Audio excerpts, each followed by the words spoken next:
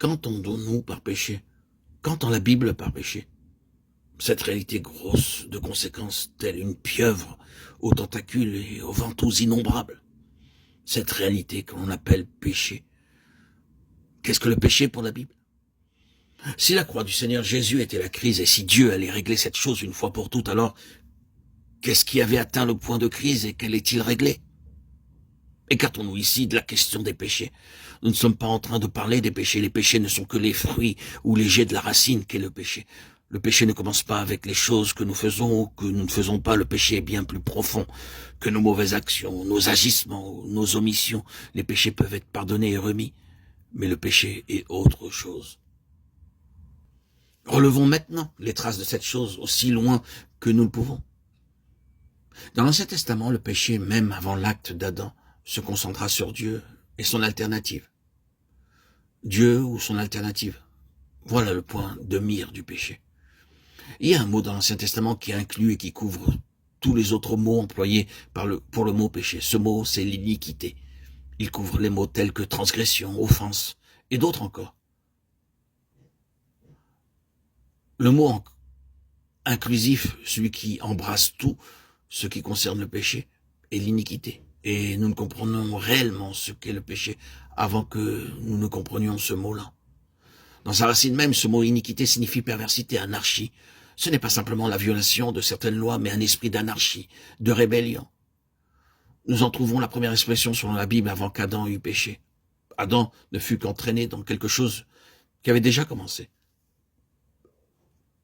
La rébellion eut lieu quelque part où Dieu se tient en relation avec les intentions de Dieu. Ces intentions, comme nous avons des raisons de le croire concernant son Fils Jésus-Christ, comme héritier, celui qui a été établi héritier de toutes choses. La rébellion s'est trouvée dans le cœur d'un être exalté, et puis, par lui, s'est disséminée parmi les anges. C'est ainsi que toute une hiérarchie rebelle s'est dressée et fut rejetée. Et il nous est dit dans Jude 6 que Dieu les a réservés dans des lieux éternels pour le jugement. L'iniquité est donc rébellion et anarchie.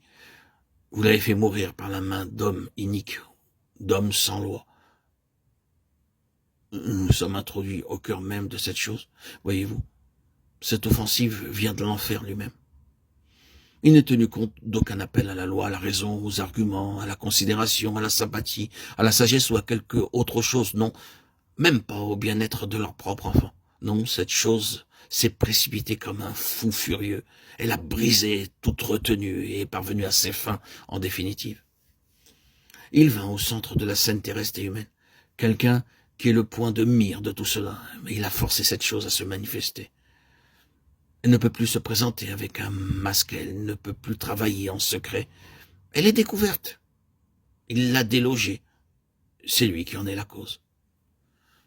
Les armées du mal se pressent autour de lui. Pour employer les termes prophétiques du psaume, elles m'environnaient comme des abeilles, psaume 118, 12.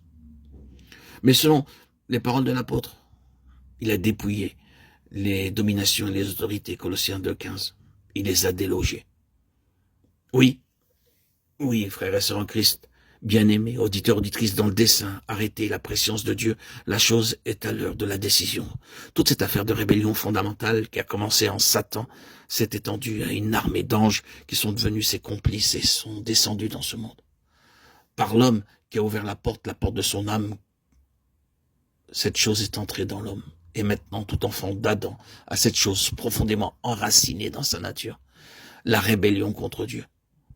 Vous le découvrirez tôt ou tard si vous ne l'avez jamais fait jusqu'à présent, que Dieu vous fasse passer par quelques-unes des épreuves auxquelles il a soumis son Fils, et vous verrez s'il n'y a pas de la rébellion dans votre cœur, dans notre nature contre Dieu.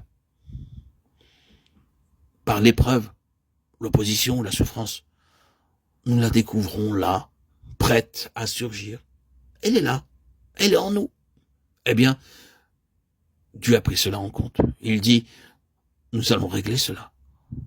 Voilà, chers amis, bien-aimés auditeurs, auditrices, la signification de la croix. D'abord, cet esprit d'anarchie et de rébellion est mis ouvertement à nu dans toute sa laideur, toute sa méchanceté, tout son caractère sinistre. Et ensuite, dans la croix, ce n'est pas simplement le mal comme une abstraction dont le compte est révélé, mais la personne qui en est responsable. Car le péché n'est jamais simplement considéré comme étant quelque chose d'abstrait. Il est toujours personnel. Il a toujours rapport avec Satan.